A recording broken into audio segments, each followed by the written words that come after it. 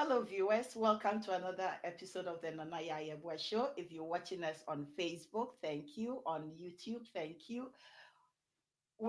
Whether you also listening to us on Spotify or Apple Podcasts, we thank you very much. Today's episode, I'm having a conversation with Margaret McPherson on her book Tracking the Caribou Queen. Tracking the Caribou Queen, a memoir of a settler girlhood here in Canada. Margaret, welcome to the Nanaya Bua Show. Well, thank you very much for having me. Pleasure. Well, I discovered your book, going through Instagram and reading a blip and getting more interested in the narrative of the settler girl in a girlhood in Canada. And I must say that your book brings to me a different perspective of, how you grew up in particular. So this is your memoir. That's right. So that is your voice, your narrative, your experiences. But That's the first question I want to ask you is why the title Tracking the Caribou Queen? um, the Caribou Queen. If you've read the book, you'll realize the Caribou Queen is a combination of it's a person, it's a spirit, it's sort of it's basically a combination of stereotypes, and I wanted to dispel in my own mind some of those stereotypes and really look at where they came from in my life and what or who the Caribou Queen is or was. In a way, when I was very young, I thought she was a person, and then I realized that she was a mythology, and I had to, but I wanted to call it Tracking the Caribou Queen because there's nothing definitive about this work. I'm not trying to tell people how to think or to come to any conclusions. Mm-hmm. I'm attempting to lay out my own understanding of um, looking at those very damning stereotypes that inform a lot of white Canadians, particularly around uh, ways we perceive Indigenous people or ways we did Mm-hmm. perceive Indigenous people. And those stereotypes are, there's two basic ones, and they're equally damning, and they're very even hard to say aloud, but they're the idea of sort of the drunken Indian, and then Yes, on the other side there's this other stereotype of the noble savage, who's yes. totally in tune with the spiritual world. Both those stereotypes, for me as a child coming up, were competing in my mind, and I was trying to discern and understand um, how those stereotypes uh, infiltrated my thinking and how I could deconstruct them and sort of decolonize my own mind, because the narrative basically covers my years from basically the age of consciousness and understanding, Mm-hmm. about three and a half, to 17 years old, just before I left my home place, which was in the Northwest Territories. Mm-hmm. And in the Northwest Territories, I was in the Northwest Territories for those first 17 years of my life. Yeah. And because of my upbringing, I think um, I I took on the mores and these stereotypes that were swirling around like the northern lights, Mm-hmm. swirling around me. And they, you as a child, it's very important that you realize that this book it's a girlhood, so Yes.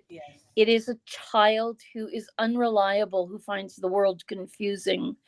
And I was a very sensitive child, and that Mm-hmm. confusion and that sort of this idea of who is the Caribou Queen, what is she, how can I become her, because in my mind she was both, both these stereotypes. And I, in some ways, I disdained her, and in other ways I admired her, and I Yeah. was really trying to, so tracking her and really tracking the stereotypes is the deconstruction of uh, colonial thinking, and trying through narrative and through story to understand my own prejudices and also the Mhm. system that enabled those prejudices. It's really important for me to look at racism as a systemic problem, but I wanted to keep the narrative entirely in that young girl perspective, Yeah. because I could be true to my own voice that way and not Mhm. appropriate or usurp any other voices. So Yeah. the Caribou Queen turns out to be, as you read the narrative, you understand that she is many things, and she is almost more a figment of the imagination, Imagination. Yeah. yeah, than anything else. But it's a very good friend of mine, an elder, um, told me that the act of writing a memoir is going back to that confused child Hmm. and rescuing the child, bringing them to a place of safety, Wow. and unpacking sort of all that confusion of childhood, because you have no voice, and um, you have no sort of autonomy or agency when you're a child. Yes. And she said the act of memoir, the act of this particular memoir, is bringing the young me to a place of safety and unpacking my own life so that I can be in a safe place and I can understand more clearly where my own prejudices came from. And actually, by illuminating them, I can free myself of them. So, that's sort of my hope in this book. I already told you the book is deep, but this is deeper. Yeah. And let me tell you, it is refreshing because I wouldn't say I've had the opportunity to interview a lot of indigenous people, maybe two. The author of what's the title of the book? Oh, something something memory keeper, Don Cheryl Hill, and the other author, January Mary Rogers, and they are both beautiful writers, all from here. How do you call it? Brantford. Okay.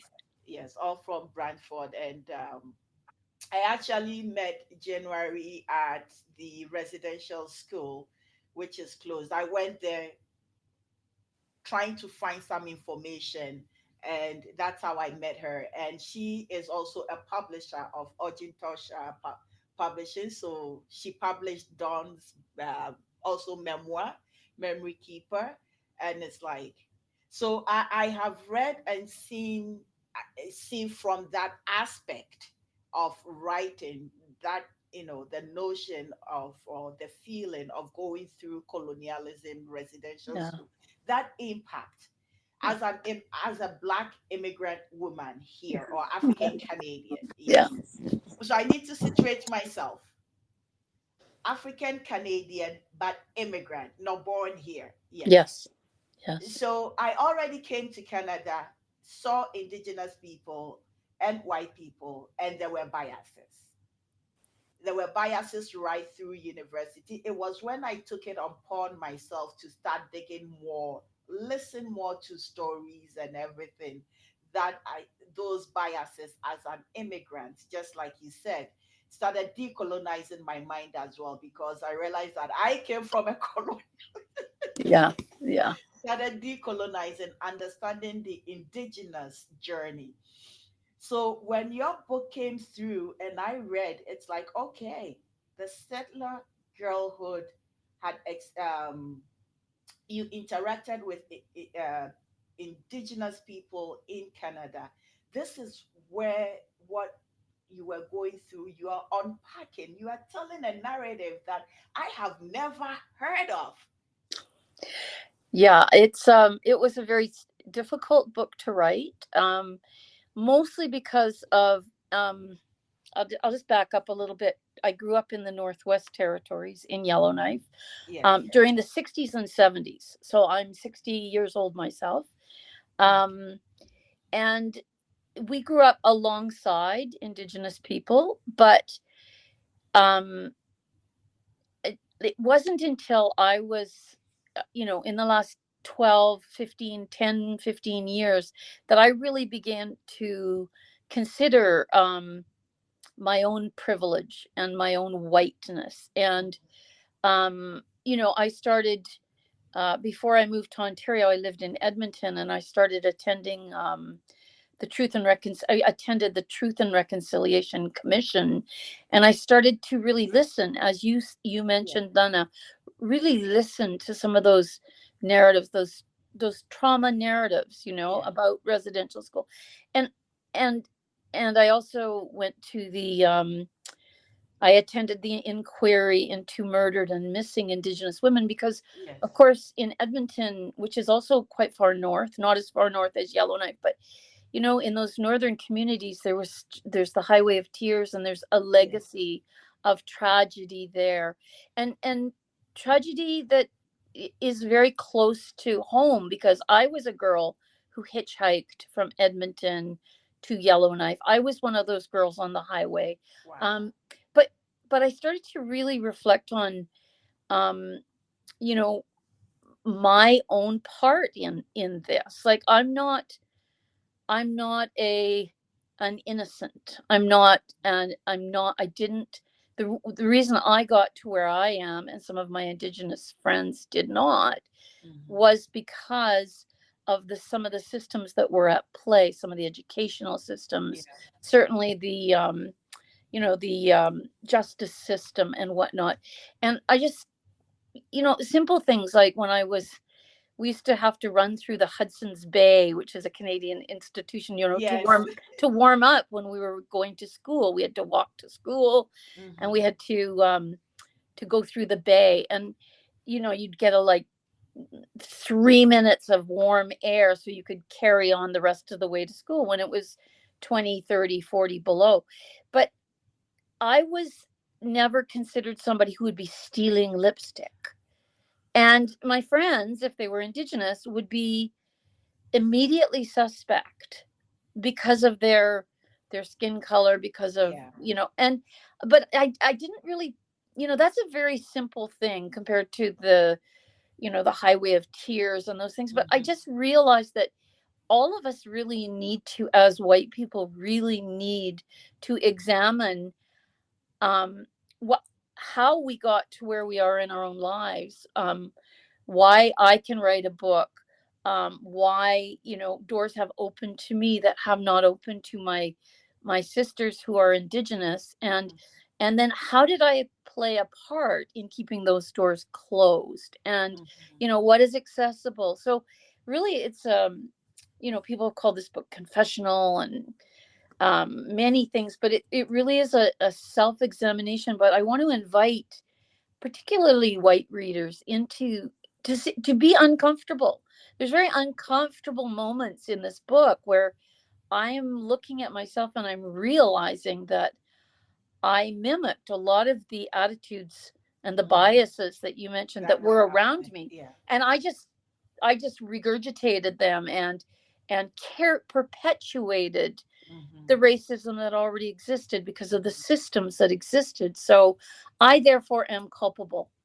Yeah. And I want readers to come with me. And I like to call it into a cave of mirrors, like a cave of mirrors, so we can sit and be uncomfortable and Yeah. sit with our truth and and see ourselves as we really are, that we are part, as the mainstream, as the as the colonists, basically. Hmm. We have to see we have to see, because if we don't see and admit that we are culpable, then we can never ever make change.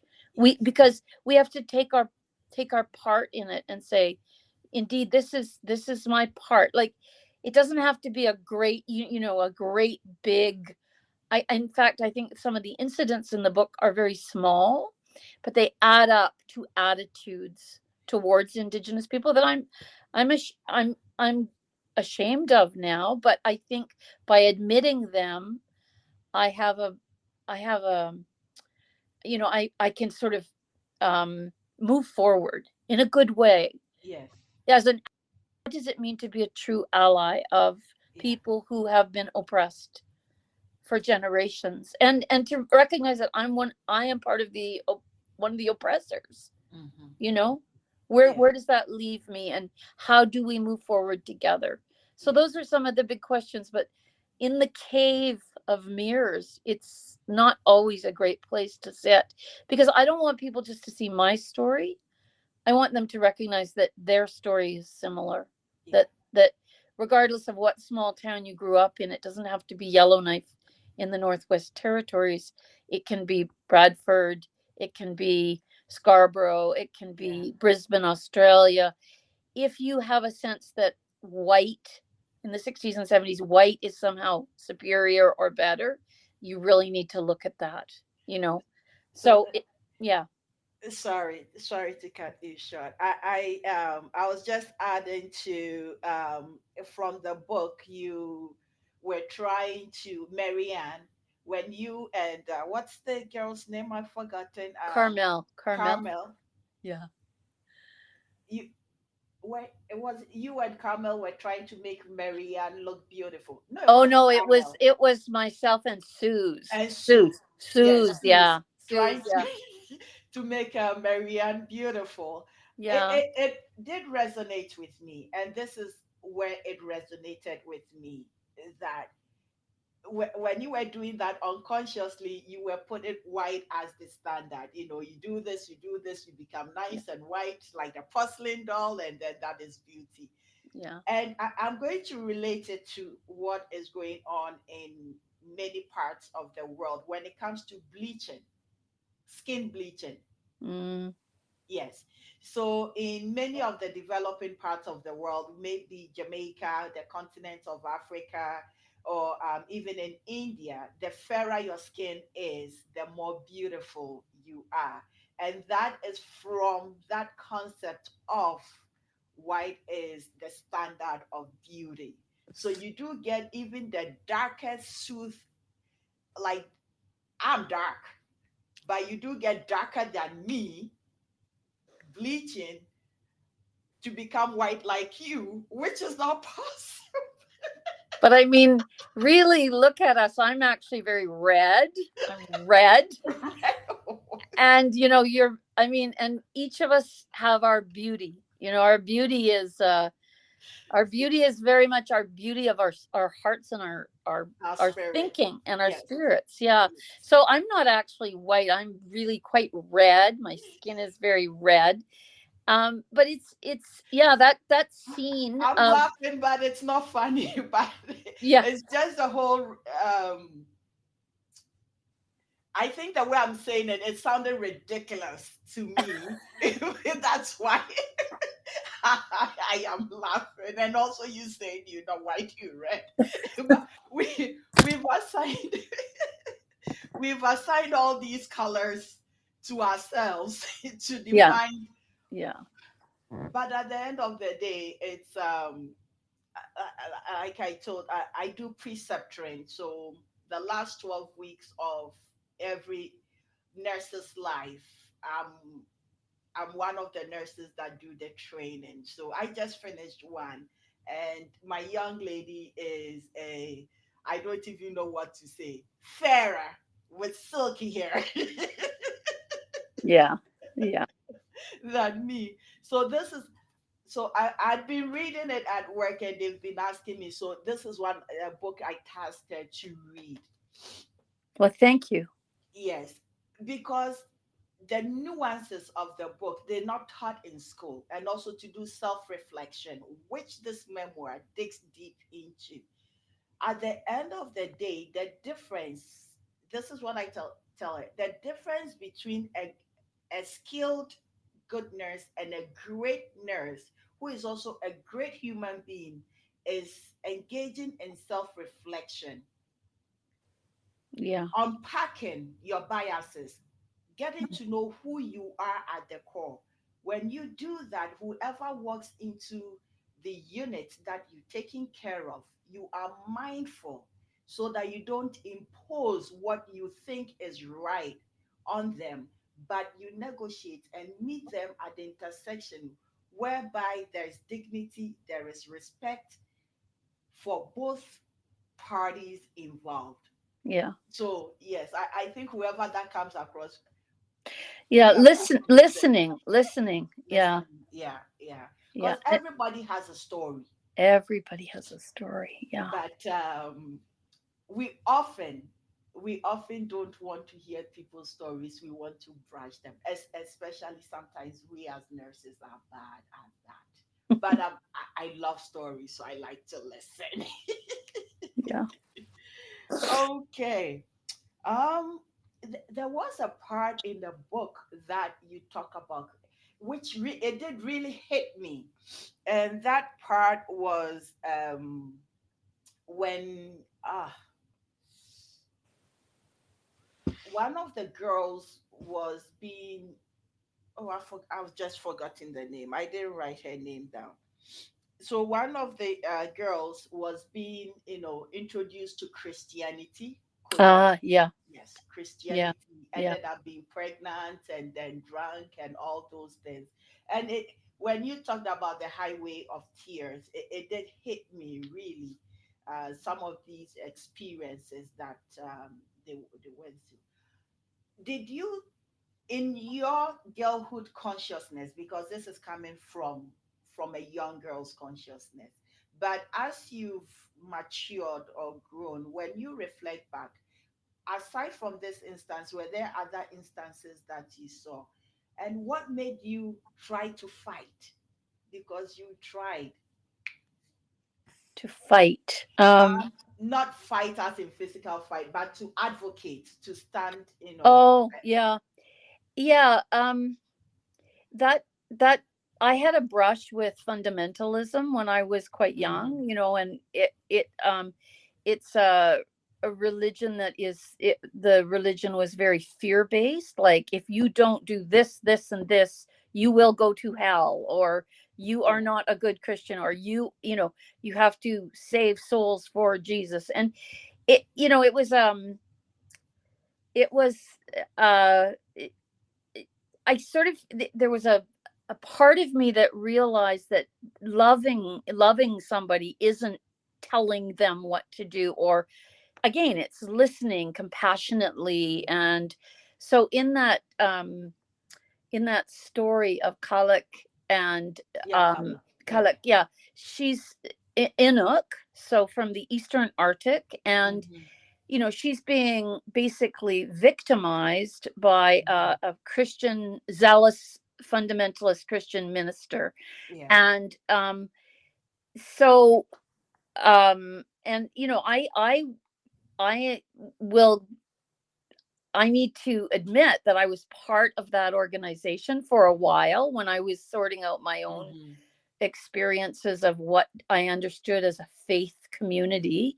And Hmm. I ultimately rejected that community because it was fear based rather than love based. Yeah. And but I think it's a huge part of the colonization of the North, particularly the missionary era, when the missionaries came back and they didn't listen to indigenous ceremony, they didn't listen to indigenous teachings, they just superimposed their own um, Christian mandate on top of people. So I wanted to present my younger self, the Hmm. character whom the book is about, me, as hearing it, understanding it from both sides, understanding the sort of edict of the Hmm. fundamentalism saying you must do this, you must accept Jesus as your savior, or you will burn in hell. Hmm. And then also protesting against that because of my own liberal, quite progressive upbringing, because I had quite, even though my parents were part of the colonial system,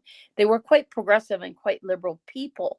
So it's that push pull that happens when you're, meditating upon or reflecting upon the Christian missionary. And the girl, the thing that made me want to protect the girl is the young Inuk girl, is because she had her own system of belief. Yeah.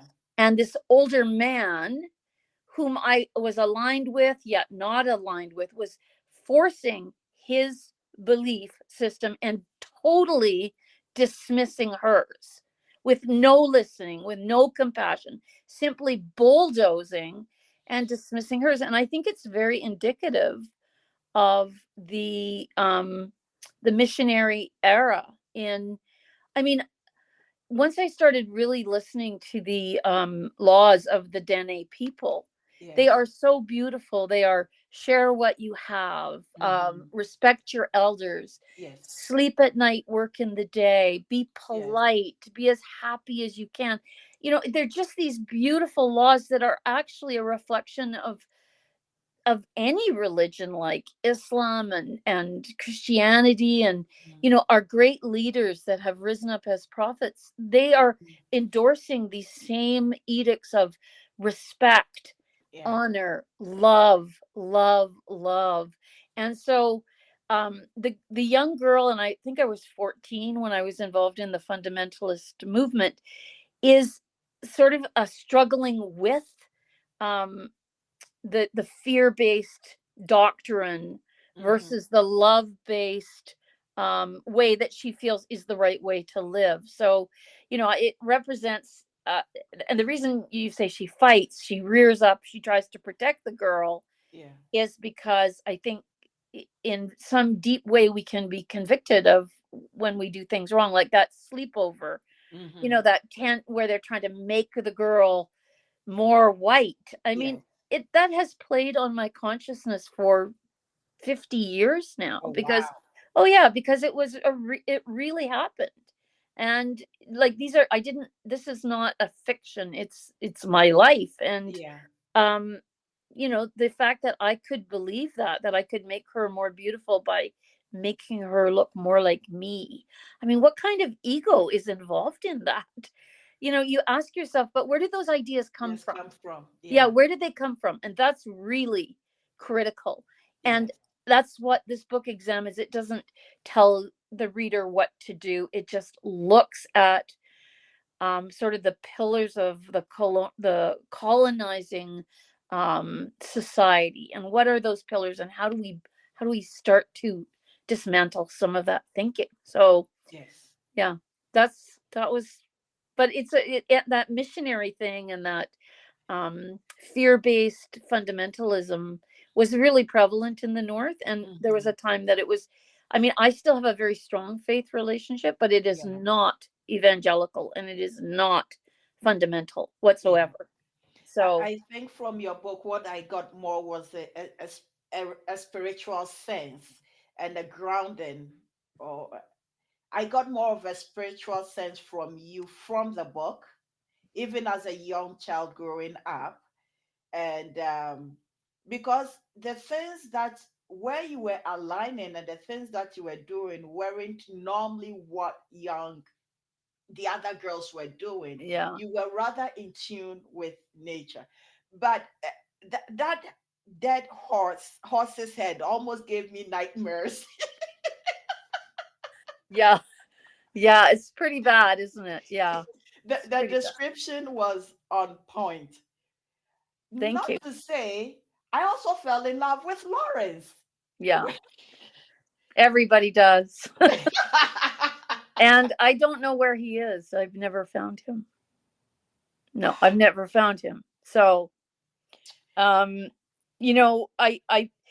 I think I should also explain to your listeners that the book is the narrator is an unreliable narrator. It's a young narrator, Yes. very young, from the age of 3 to the age of 17.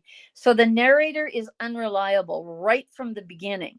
And because it's me, and because I had a lot of fantasy, because growing up with no television, no internet, just really relying on my Imagine. imagination.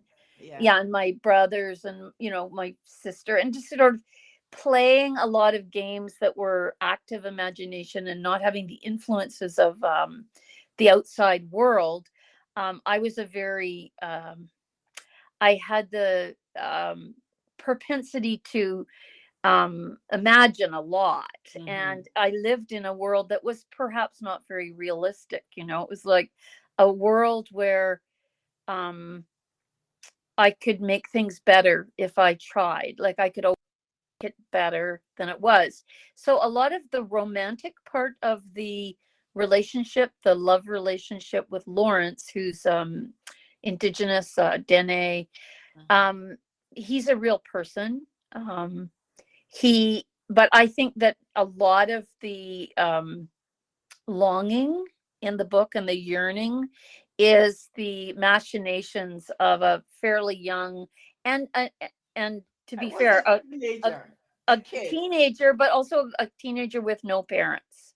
My Yes. parents had left, Mm-hmm. so I Mm-hmm. didn't have the reality of my day-to-day life because my Yes. parents had moved and left me in the territories Yes. um, for that time. So yeah, yeah, And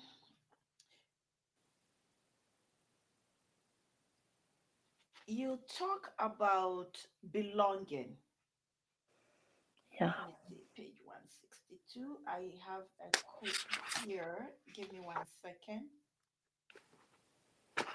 And this is also about Lawrence and the belonging. I'm sorry, I got stuck with Lawrence. He also became my love interest. yeah. Well, yeah, The encounter with Lawrence out on Long Lake in November 1971 was my first real contact with someone outside my safe circle of family and friends. He didn't belong in the circle. I knew that. But what I didn't recognize was his not belonging was based on race. yeah, yeah, It's like, wow, yeah, yeah. That's pretty hard, isn't it? it is. Yeah, It is. It yeah, is. It's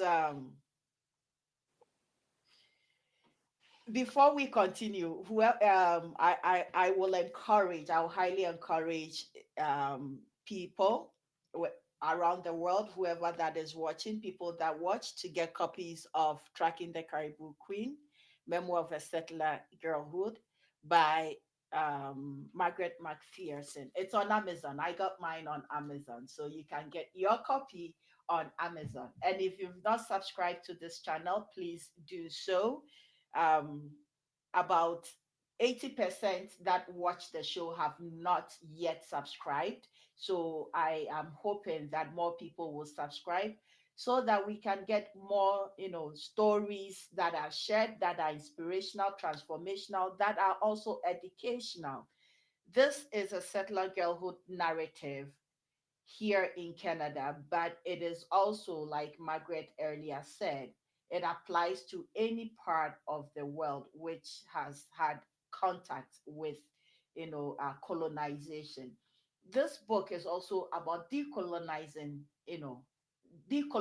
the mind, which many of us need to, because colonization has created its biases between and amongst us as human beings. Decolonizing our minds and getting to the core of what it means to be a human being, and the dignity and respect that we need to accord each other, and the love we need to give each other, I yes, believe will help make the world a better place, so that yes, Margaret and I can one day sit and have coffee. yeah. I would love that. Yeah, Yeah, so please, please, please, Tracking the Caribou Queen. It is a beautiful, in-depth read, and any of my students are going to read this. It doesn't matter that your color, your creed, or whatever. I think it is a good read for understanding, because you talk about race, you talk about belonging, you talk about a Canadian period that we don't know, because we see a different Canada at yeah, this particular moment. And you've yeah, lived through this, and you've reflected to the back, behind. And I think he also called us to reflect on ourselves as individuals as well, because I also have my biases. Yes, we all do. Yes. We all do. And I really appreciate that. I think as Canadians, we like to think of ourselves in a certain way, as polite, and really we have to really look at the fact that we at behind us we have a genocide. We have the residential school system. We have appalling treatment of the people who were here long before Yes. white people arrived, long, long before, and they welcomed us. We were uninvited guests, and we were welcomed, And we were welcome. Yeah. and we were welcomed. And yet, what did we do with that welcome? How did we subjugate those same people?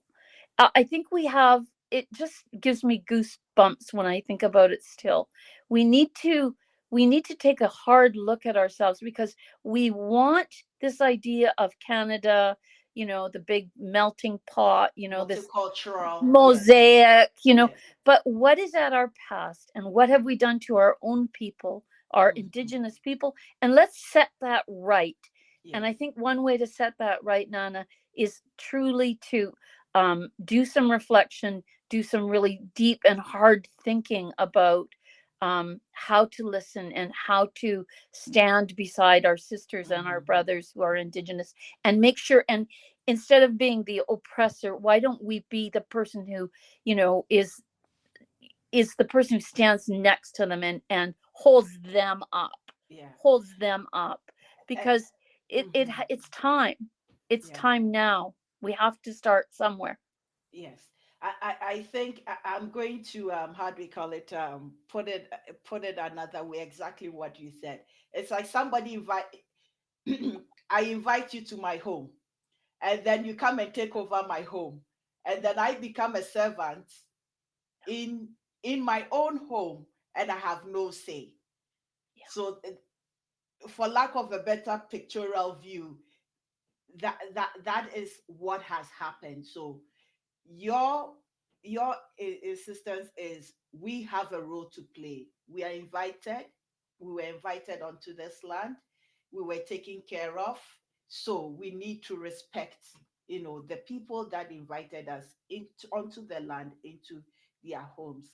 And it's very critical. But before I continue, let me acknowledge Alex Boat saying, he says, "Good evening to you, sis, and your guests. Watching you people live from Ghana, and I'm enjoying the program. First time here, and keep it up." Okay, Thank welcome you. to Ghana, Margaret. Thank you. Thank you. Yes, what you're saying is critical. As it is critical because for those of us coming in, I've been here a quarter of a century this year. I love saying that, a Congratulations. quarter of a century. I recently discovered that I had just gone to Ghana on to see my family and came back. And on my way there, I realized that, oh my goodness, in a sea of Black people, I still felt lost. Hmm. I felt lost because I didn't feel like I was home, quote unquote, or I was going home. So when I came back, I was telling the girls at work that I now feel like I was lost. I didn't feel like I was home, but Canada felt like home. So the sense of home has changed. Yeah. And it also that I have spent a quarter of a century, all my adult life, university here, children here, work life here, everything here. Ghana has been a quote unquote vacation place. Hmm. And maybe I've gone to Ghana maybe 18 times in all these 2 weeks, 3 weeks, 1 week. Yeah. So, of course, but the key for me, that what your book, Tracking the Caribou Queen, does for me is that it helps us understand our place here in Canada. And also, it teaches us that this is what has been done and this is what needs to be undone. Yes. And for me, coming in with all those biases that were institutional and everything, I went to U of T. So downtown, you see. So the whole idea was, why is it that these people are indigenous? This is their country, and they still poor. They drink like the drunken Indian that he said. So that was all that I could see. And that is all that many immigrants see. Yes. We don't see the backstory. We don't get into it. We just Right. look at this. Right. Yeah. So sometimes you get me clashing with other immigrant communities or people because all that they see is what I saw first, Hmm. but the history is Yeah. always missed. Yeah, and The we trauma. understand, yeah, we understand the drinking, we understand the lack of parenting, we understand the fact that there's so many indigenous people in the prison systems. If we understand what happened and Yes. that their children were taken from them for two generations, Yeah. and intergenerational trauma, and the idea that the Canadian government wanted to take the Indian out of the Indian. I mean, it was really a genocide. And when we look at it with those through that lens and Yes. we Yeah. recognize that, it's then that we can start to heal. And it's then that we can um sort of understand where folks are coming from, that are Mhm. using alcohol as a way to medicate their great pain. We Yes. can understand that, and then we can begin to, like, there's a lot of resilience in that community, and there's an amazing profound resurgence right now of indigenous voices and telling their stories, and it's very, very important. And but I Mhm. don't think it's going, like, we need to, what's the population of indigenous people? 5% of the Canadian population. It's very small. So we need those other 95% to understand that they too are participants in the elevation of this amazing community of resilience and strength Mhm. and ceremony and love and respect. And those are the things that, I mean, that's one of the reasons that I wrote this memoir, is I wanted to examine it. I wanted to examine it in a very personal way. Yeah. And I want people to also read the book and take their own responsibility. Not one person can solve racism, but one person can decolonize their own thinking, and they Yes. can present it to other people, and it can be like a domino effect where Yeah. we start to realize that 95% of the population, both immigrant and white people, all those immigrant people, those are all immigrant people. We're not indigenous to Mhm. Canada. It doesn't matter where we came from, England or Scotland or Ghana or wherever. We Yeah. are all we are all immigrant people, and we need to look at our true Canadian history, and not the Mhm. great Canadian history we like to communicate. I mean, there's a lot to. I mean, I'm very proud to be Canadian, Yes. but I do think that there's work involved. We have There work to is. do. We have work Yes. to do, and we will Yes. do it. We'll do Yes. it. And I'm glad you have started your part, and I hope Thank you you. don't stop. Keep doing this part of the work, and I will also be doing my part. But a lot of these stories need to be told, from different lenses, and I am so grateful I came across your book, through that lens of the settler, girl telling her story. Um, Well, thank you. Thank you for like inviting me on your show. It's such a pleasure to meet you and to be hosted by you, and to know that you have subscribers all over the world, and we can change things. we definitely can change things, and Yeah. that's one of the things that for me it's how do we make the world a better place? Yes. Yes. What do I learn that I can also teach? And when I learned about this book, I can only teach it through you coming on and telling us this narrative of experience of you growing up Canadian, and you kind of got lost there. Sorry, I got a phone call in the middle of things. I'm sorry. Okay. I'm sorry. So your next book, I know you have something cooking. Oh, I do have something cooking. It's yeah, it's a different book. It's a collection of short stories. Okay. Again, it's really looking at psychological motivations of people. A lot of the book is set in but it's sort of trying to understand why people behave the way they do, like really penetrating the deep psychological motivations of human beings. Now you've And got me interested. yeah, thank you. And helping us to understand that really below the surface we're all the same. You know, we're all the same. We all have the same desires to be heard and to be seen and to be honored and Love. sometimes we and to be loved, yeah, and sometimes we act badly and you don't really understand why the behavior is this way until you dig deep and you dig deeply into someone's past and you realize that if they're angry, it's often because they've been hurt. So the anger is acted out in later life, but it's because of the hurt and the pain of early life. So I use the same characters and I show them at different times in their Mhm. life. And I'm trying to find a publisher and I'm working to get the book out. It's pretty much ready to go. And I'm excited about it because I think it has a lot of potential to look at the Yeah. human family. And the Yeah. human family and what motivates us is really, really what I'm interested in the I world. would love to read that. Thank you. Yeah. Well, you might have to wait a few years. Yeah. I hope not. I hope not. I hope not. I would love to read that. The reason being, recently I've been, it's not entirely a recent thing, but it's one of those questions I've been asking myself. Why, until I came to Canada, and this is one thing that if you, this is a narrative amongst many Black immigrants.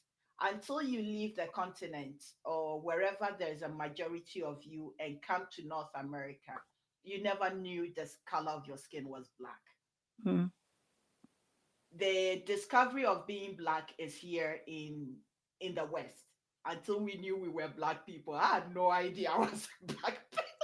yeah. Sorry. Right now, I find it funny, actually. I never knew I was black until I got to Canada and discovered that, oh, so I'm black. I'm African Canadian. I am colored. I am, in Yeah. the past, they used to call us, Negroes. It's like, holy moly. Only one group of people, different classifications, or trying to Yeah. um, describe who we are. So right now it's just comedic for me. Yes. Yeah. So it would be very, very how do we call it? Interesting to read that part. And the reason why I'm saying also this is I've been interested in psychology. Actually, later Yeah. this year I'm going to do a certificate in counseling psychology, Oh, and wonderful. Yeah. particularly trauma. Yeah. Trauma informs a lot of people. And Yes. trauma in your early life often plays out in your later life. So Yes. I'm very interested in the psychological motivations of characters. And Mhm. I think we can learn a lot about ourselves. Yes. In my case, I write to understand my Mhm. world. And in writing, all these characters are interconnected. So they're Yes. all woven together and it forms sort of the mosaic, which is our world. I mean, I have about 20 characters that interact and surface and disappear and come back, and they're all different ages and stages of their lives. Mhm. But in this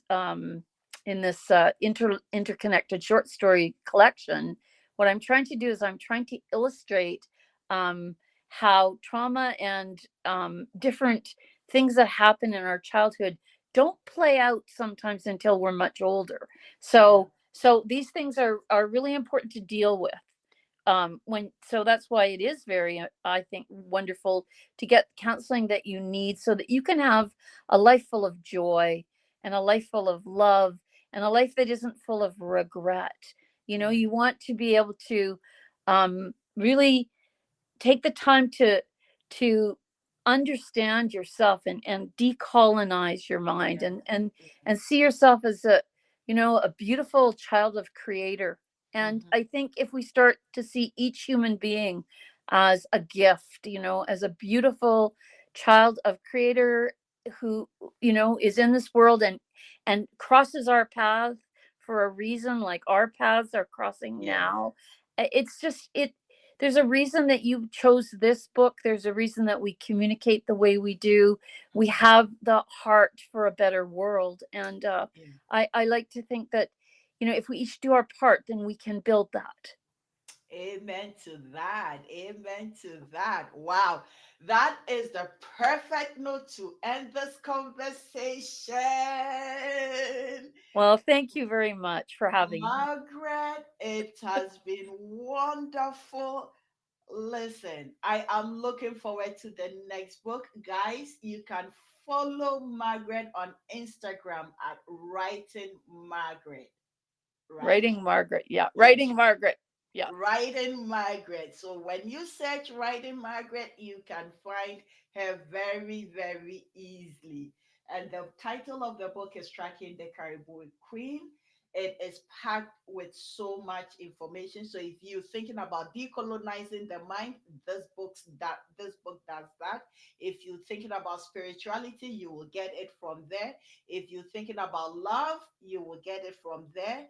If you're looking to see Canada through a young girl's, perspective growing up in the 70s, I think she opens the door that many of us haven't had the opportunity to see or walk through. So I highly recommend you take a look at that, and just that sense of reflection or introspective practice.